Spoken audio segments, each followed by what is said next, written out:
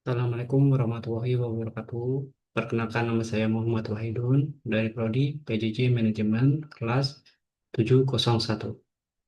Saya akan menjawab pertanyaan ujian tengah semester yaitu mata kuliah etika bisnis. Kita akan mempresentasikan sebuah artikel yaitu tentang dokter estetika ungkap daftar skincare yang overclaim hingga ditemukan bahan berbahaya hidroquinone. Presentasi ini dibuat sebagai syarat untuk memenuhi ujian tengah semester mata kuliah etika bisnis. Dosennya yaitu Pak Joko Suharyanto dan disusun oleh saya Muhammad Wahidun.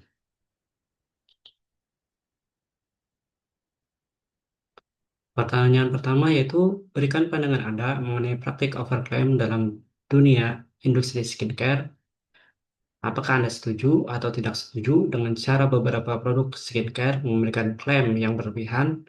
Dan jelaskan alasan Anda secara singkat dan dukung dengan teori atau prinsip bisnis yang relevan. Menurut pendapat saya tidak setuju dengan praktik overclaim dan pemasaran produk skincare. Overclaim bukan hanya bentuk komunikasi yang menyesatkan, tetapi berpotensi membahayakan konsumen, terutama ketika melibatkan kandungan berbahaya seperti hydroquinone yang penggunanya sangat dibatasi di Indonesia. Alasan dan analisis bisnis yaitu melanggar prinsip kejujuran dalam etika bisnis. Produk skincare yang mengklaim kandungan atau manfaat yang tidak sesuai dengan kenyataan melanggar prinsip dasar etika bisnis, merusak kepercayaan konsumen dan persaingan ketat.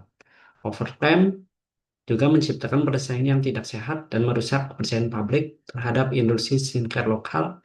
Jika konsumen terus tertipu, maka reputasi seluruh skincare lokal akan berdampak. Keterkaitan dengan peraturan yang berlaku, praktek overclaim dan pengguna bahan berbahaya bertentangan dengan yang pertama Undang-Undang Nomor 8 Tahun 1999 tentang Perlindungan Konsumen melarang pelaku usaha memberikan klaim, keterangan, dan informasi yang menyesatkan. Yang kedua, Undang-Undang Nomor 17 Tahun 2023 melarang peredaran produk kosmetik yang mengandung bahan berbahaya dan tidak sesuai standar keamanan. Yang ketiga yaitu peraturan BPOM terkait klaim kosmetika Perka BPOM nomor 12 2023. BPOM mengisyaratkan bahwa klaim kosmetik harus dapat dibuktikan secara ilmiah, tidak boleh berlebihan dan tidak boleh menyesatkan. Rekomendasi konkret untuk pelaku usaha atau brand owner, cantumkan dengan aktif sesuai standar uji laboratorium sehingga tidak terjadi misleading. Yang kedua, memanfaatkan tren secara berlebihan, hindari memasarkan produk secara berlebihan jika tidak memiliki bukti ilmiah. Yang ketiga yaitu edukasi konsumen, fokus pada kualitas bukan gimmick marketing. Untuk reguler yaitu BPOM, yang pertama pengawasan laboratorium lebih ketat secara berkala melakukan uji kandungan bahan aktif dan mengecek kesesuaian label. Yang kedua, transparansi hasil uji produk, membuat dashboard publik agar masyarakat dapat mengecek produk overclaim atau mengandung bahan berbahaya. Yang ketiga, penegakan hukum tegas, mempercepat penindakan terhadap produk tanpa izin edar, dan untuk konsumen, yaitu memeriksa izin edar NABPOM sebelum membeli, dan menghindari produk yang memberikan klaim instan, memilih produk yang termnya jelas dan berasal dari brand yang kredibel. Pertanyaan kedua yaitu identifikasi masalah etika bisnis yang muncul dalam kasus overclaim dan pengguna bahan berbahaya pada produk skincare. Apa nilai atau prinsip etika bisnis yang menurut Anda diabaikan dalam kasus ini? Bagaimana dampaknya terhadap konsumen? Menurut saya, kasus overclaim dan penggunaan zat berbahaya seperti hydroquinone dalam produk skincare adalah pelanggaran serius terhadap etika bisnis. Praktek ini tidak hanya menipu konsumen, tetapi juga berpotensi membahayakan kesehatan mereka. Dari sisi etika, tindakan ini menunjukkan bahwa sebagian pelaku bisnis lebih mengutamakan hasil jangka pendek daripada taat dan tanggung jawab sosial sebagai produsen produk kesehatan dan kecantikan. Nilai dan prinsip etika bisnis yang diabaikan, yang pertama yaitu prinsip kejujuran. Produk yang mengklaim memiliki rating 0,2% tetapi isinya 0,00117% atau yang mengklaim mengandung vitamin B3 tetapi kadar niacinamide hampir nol, jelas melanggar prinsip kejujuran. Prinsip ini merupakan bagian dari etika deontologi yang menekankan bahwa tindakan menipu tidak dibenarkan dalam kondisi apapun karena merendahkan martabat konsumen. Yang kedua yaitu prinsip transparansi. Label kandungan dan klaim produk seharusnya disampaikan secara jujur dan dapat dibuktikan. Menutupi komposisi adalah tindakan yang melanggar transparansi dan menghilangkan hak konsumen untuk mendapatkan informasi yang benar. Yang ketiga yaitu prinsip fairness dan fair competition. Dengan membuat klaim palsu, produsen yang tidak mengikuti aturan mendapatkan keuntungan, tetapi tidak adil dibandingkan orang yang memang mengikuti standar BPOM. Ini melanggar prinsip VOAD, competition dalam etika bisnis.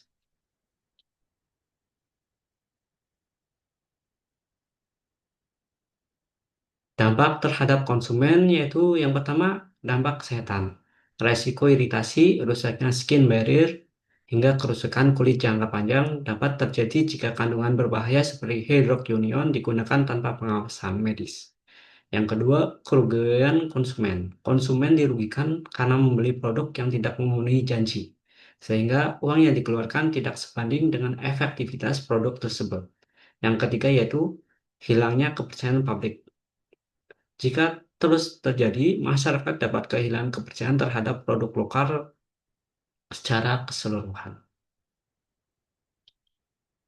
Keterkaitan dengan peraturan yaitu Undang-Undang Nomor 8 tentang Perlindungan Konsumen melarang pelaku usaha memberikan informasi dan klaim yang menyesatkan. Undang-Undang Kesehatan Nomor 17 Tahun 2023 yaitu melarang peredaran kosmetik yang mengandung bahan berbahaya atau tidak memenuhi standar keamanan. Rekomendasi konkret, yaitu untuk pelaku usaha skincare, mengaudit formulasi secara independen melibatkan laboratorium, hingga ketiga untuk memastikan label sesuai isi pihak. Terus patuhi standar BPOM dan CMP unit memastikan keamanan produk sekaligus meningkatkan kepercayaan konsumen. Untuk konsumen yaitu biasakan cek BPOM dan membaca komposisi sebelum beli. Pilih brand yang memiliki reputasi baik dan transparan. Pertanyaan selanjutnya yaitu berikan rekomendasi atau penyesuaian yang bisa dilakukan oleh perusahaan skincare agar lebih sesuai dengan etika bisnis. Apa langkah-langkah konkret yang dapat diambil untuk memastikan bahwa produk mereka aman dan klaim yang diberikan sesuai dengan kenyataan. Jelaskan bagaimana penyesuaian ini bisa meningkatkan tanggung jawab perusahaan. Saya setuju perusahaan skincare harus melakukan penyesuaian, tetapi hanya demi kepatuhan hukum, tetapi juga untuk menjaga keselamatan konsumen, reputasi brand, dan berkelanjutan bisnis. Praktek overclaim dan menggunakan obat terlarang tanpa pengawasan adalah pelanggaran etika dan beresiko besar. Rekomendasi konkret yaitu audit, formulasi, dan uji independen melakukan analisis laboratorium pihak ketiga untuk setiap batch dan dipublikasi sertifikat analisis COA secara transparan. Yang kedua, standar klaim berbasis bukti. Buat kebijakan internal sesuai klaim yang harus didukung data klinis. Yang ketiga yaitu pelabelan lengkap dan mudah diverifikasi. Cantumkan ENCI presentasi bahan aktif bila relevan. Petunjuk penggunaan, peringatan, dan tanggal kadaluarsa. Yang keempat, pengawasan rantai pasokan, verifikasi pemasok, bahan baku, agar tidak ada bahan terlarang atau tercemar. Yang kelima yaitu pelatihan etika dan kepatuhan untuk tim pemasok dan R&D, wajibkan training periodik tentang ketika peredaran, regulasi BUMN, dan konsekuensi hukum. Yang ketujuh, yang keenam, keterlibatan regulator dan transparansi publik. Yang ketujuh, kooperatif terhadap BPOM saat audit. Jika hasil uji negatif, publikasi perbaikan dilakukan untuk membangun kembali kepercayaan. Bagaimana penyusun ini meningkatkan tanggung jawab perusahaan, yaitu mengurangi risiko keselamatan uji dan kontrol kualitas mencegah produk berbahaya ke konsumen. Yang kedua, minimalkan risiko hukum dan finansial kepatuhan, mengurangi kemungkinan denda, penyitaan, dan gugatan. Yang ketiga yaitu mendorong persaingan sehat, menetapkan standar tinggi untuk membantu industri dan tumbuh berkelanjutan. Pertanyaan selanjutnya yaitu identifikasi peraturan pemerintah atau kebijakan yang relevan di Indonesia terkait keamanan produk kosmetik dan skincare. Seperti aturan BPOM, Badan Pengawas Obat dan Makanan, bagaimana perusahaan dapat memastikan bahwa produk mereka mematuhi regulasi tersebut. Jelaskan langkah-langkah yang perlu diambil agar sesuai dengan peraturan dan standar yang berlaku. Identifikasi peraturan pemerintah, Disnaker kebijakan terkait keamanan produk kosmetik skincare Indonesia. Yang pertama, Undang-Undang Nomor 17 2023 tentang Kesehatan yang mengatur bahwa setiap produk kosmetik harus aman, bermutu, dan bermanfaat. Melarang menggunakan bahan berbahaya seperti hidrokinion atau kosmetik OTC. Yang kedua, Undang-Undang Nomor 8 Tahun 1999 yaitu melarang pelaku usaha melakukan misleading claim atau informasi palsu mengenai manfaat dan komposisi produk. Yang ketiga, Peraturan BPOM RI yaitu Peraturan BPOM Nomor 23 Tahun 2023 tentang persyaratan teknis bahan kosmetik, daftar bahan yang diizinkan, dibatasi, dan dilarang.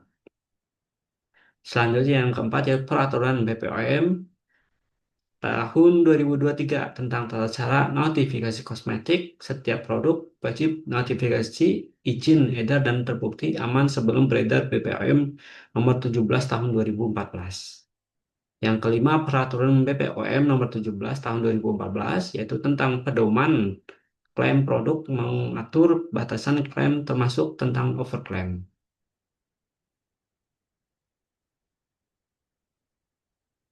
Bagaimana perusahaan dapat memastikan kepatuhan terhadap regulasi? Yang pertama, memastikan formulasi aman dan sesuai regulasi BPOM dan memeriksa setiap bahan daftar bahan termasuk bahan retinol, AHE atau BHA, menghindari bahan berbahaya seperti hidrokinion. Uji keamanan produk, perusahaan harus melakukan uji iritasi, stabilitas produk, compatibility test kemasan. Selanjutnya, uji keamanan produk. Perusahaan harus melakukan uji iritasi, stabilisasi produk, kompatibilitas kemasan, dan mengajukan notifikasi sebelum dijual, memastikan formulasi lengkap dan keamanan informasi antar dan penggunaan. Audit internal dan pengawasan post-market 1, perusahaan wajib menjaga keamanan bahwa komposisi produk sesuai label.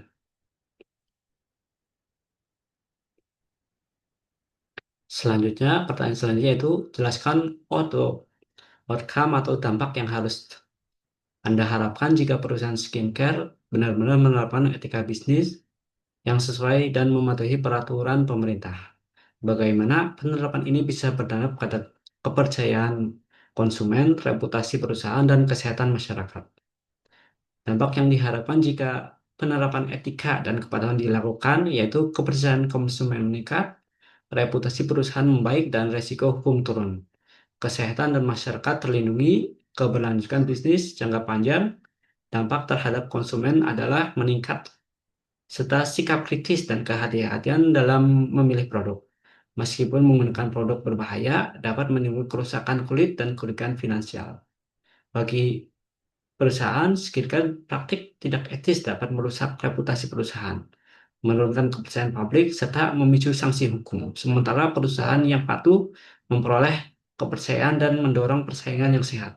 Dampaknya bagi masyarakat dengan mencegah paparan bahan berbahaya, menekankan peredaran produk ilegal, serta mendorong pengawasan dan regulasi yang tepat dan ketat. Demikianlah presentasi dari saya. Assalamualaikum warahmatullahi wabarakatuh.